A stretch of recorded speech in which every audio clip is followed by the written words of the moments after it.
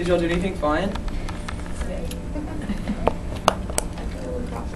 Oh, that's good. Sorry I didn't go. Well, this weekend I went on a really big bike ride with one of my friends, and when we got done, he looked over and he was like, "Man, I'm so hungry, I could eat a whole horse," because we just biked for so long. And then I was thinking that a couple of weeks ago, do you remember when it rained a lot? Yes. I had a lot of friends saying, "Oh, it rained cats and dogs, like it was just raining so much." What do they really mean when they're saying this? Because obviously there weren't cats and dogs running around. And obviously he wasn't going to eat a whole horse. Can y'all think, like, what is that really saying? Replacing one word with another. Yeah. I guess it's like an exaggeration. Yeah. So basically we kind of had to read between the lines of what they were saying to figure out what they meant. So this kind of presents us with two different types of languages that we use every day. We probably just don't think about it. A lot of times we use literal language, so when I'm assigning homework assignments, I'm going to say literally, you'll have to sit and write down these examples. And y'all might come back and say, "Man, that homework killed me," and that would be an example of language, because obviously y'all are still standing. So figurative language is going to be when we use words or groups of words that don't mean exactly what they say. So they're going to exaggerate or alter the meaning. And literal language is going to be when we mean exactly what we say with the words that we use. Can y'all think of any other examples?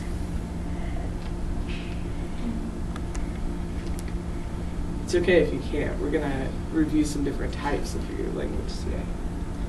Okay, so before we get started on our unit of figurative language, we need to go over some important concepts within figurative language. So today we're going to look over definitions, and it's important that we understand these so that we can begin to talk about the ways these different types of language can be used within a text, and it's important for us to identify them. So we've got worksheets. We all pass those around. Okay.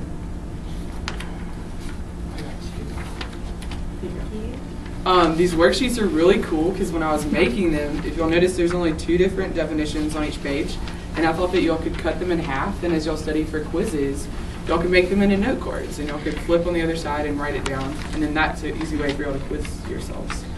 So, does anybody have any questions about what we're about to do? I want y'all to follow along and write down the definition as I say it. And then we're going to review over these examples, and then I'm going to give y'all time to write down your own example of each different type of figurative language. And then at the end, after we've gone through the examples, I'm going to give y'all a chance to say thumbs up, thumbs down if y'all understand. Okay? Okay, so the first type of figurative language we're going to go over is simile. And simile is a comparison between 2 things using like or as.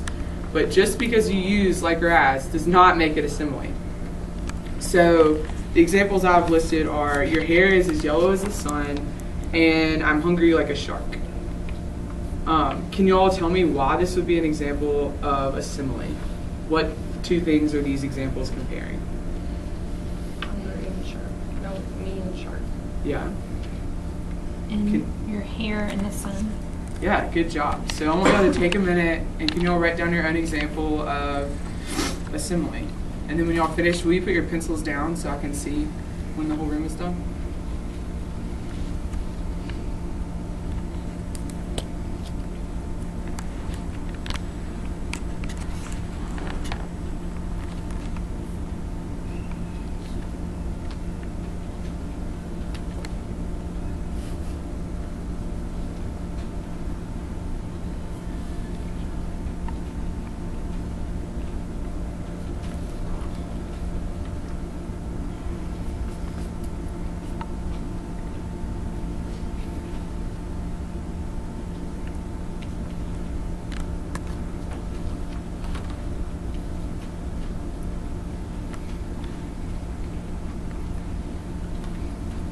Okay, great. Does anybody have an example they want to share? Yes. The day is as beautiful as a Oh, that's great. I really like that. Good job. What are you comparing in that example? the day and a flower. Yeah, that's good. Okay, guys, thumbs up, thumbs down if we understand what a simile is. Great. Okay, let's move on to metaphor. Metaphor is going to be an comparison of two things, but it doesn't use like or as. So the examples listed are men or dogs, and our homework was a breeze. Can you all tell me what's meant by these two metaphors? Claire, can you tell me? Men are nasty like dogs, and homework was easy like a breezy day. Yeah, I like that. Kenya? What's the definition? Oh, sorry. It's a comparison between two things, and it doesn't use like or as. And then can y'all take a moment and jot down your own examples? And then put your pencils down when y'all are finished.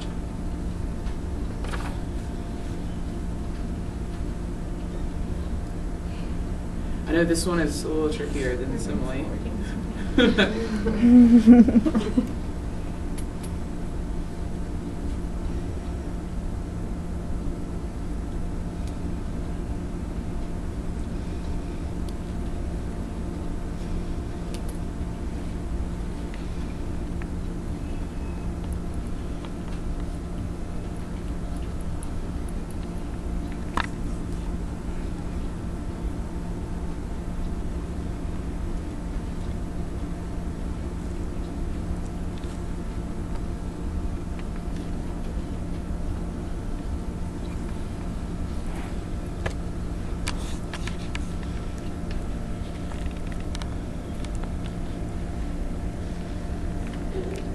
Kayla, do you have an example you'd like to share? Sure. Mine's kind of like, you better like watch out for her. She's a wasp. Yeah, that's really great. What are you saying about the girl? That she's mean. She's like stingy. Yeah, that's really good. Okay, guys, thumbs up, thumbs down if we understand what a metaphor is. Yeah. Okay, I know that it's part of the spot to develop your own. Let's move on to personification. Does anyone happen to know what this is?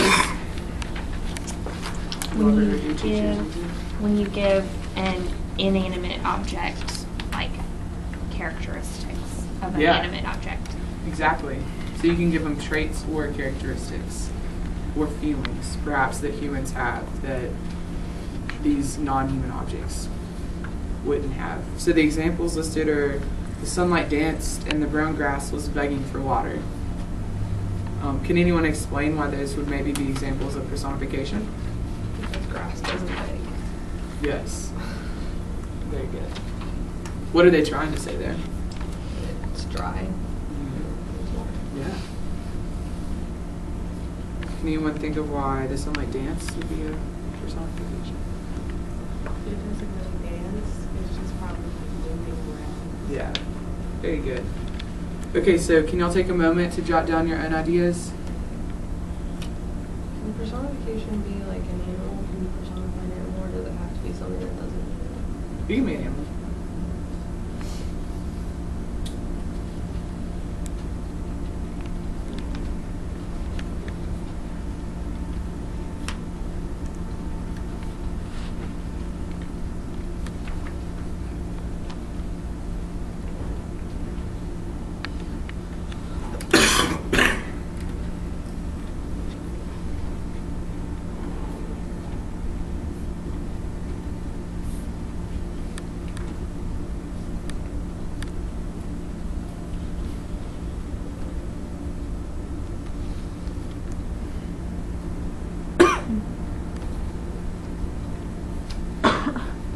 Tara, would you like to share your example with the class? I know that you were done quickly. Yeah, like actually thought of this. The trees whisper in the wind.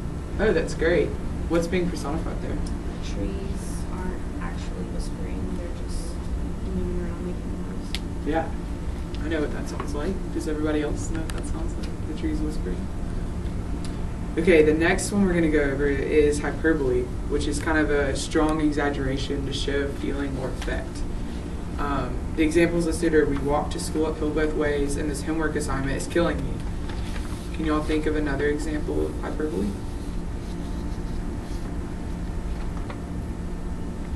Can you repeat the definition? Yes, sorry. It's just kind of a gross exaggeration to show feeling or strong effect.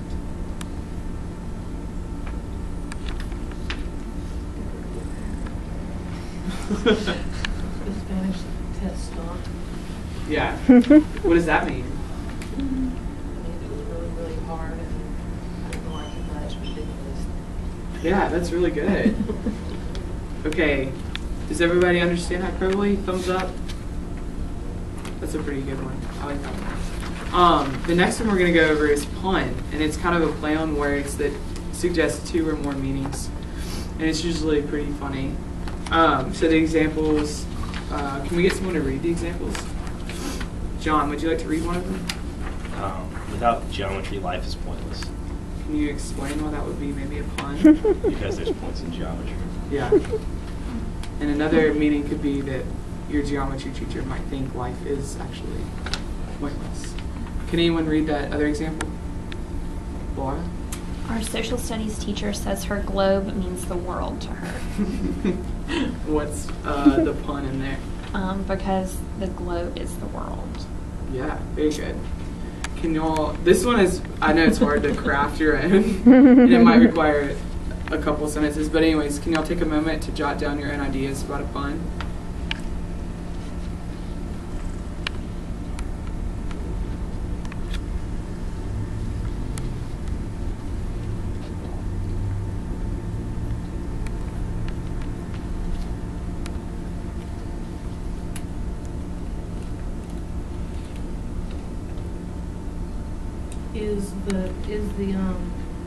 What Forrest Gump said, life is like a box of chocolates, you never know what you're gonna get. I think that's like a simile, because it's comparing life to the box of chocolates. But that, yeah, that's a really good example.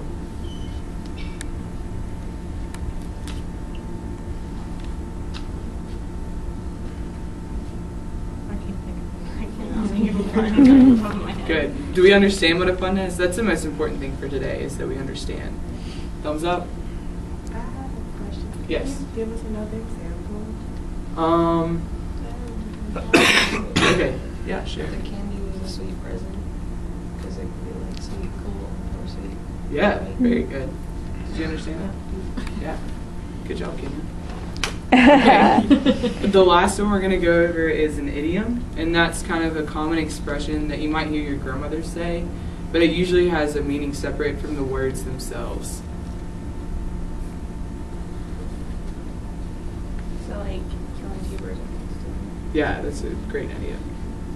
The examples I have listed, y'all can read them. I think I'm going to throw in the towel, or I'm feeling blue. What's the definition? It's just a common expression, and the meaning is separate from the words. What does it mean when you say you're feeling blue? Sad. Yeah. What about if you're going to throw in the towel? Yes. Can anybody think of another one? Killing two birds with one stone was a good one. Said he was green with envy. Yes, that's another really good one. All right, thumbs up, thumbs down if we understand idioms. All right, good job, class. Tomorrow we're going to pick up, and I want y'all to bring in examples of figurative language from songs that you all listened to today. And I've got a great video to share with you all that is going to be a little quiz, but we're going to look over and we can use our sheets tomorrow morning. Anyways, good job, guys.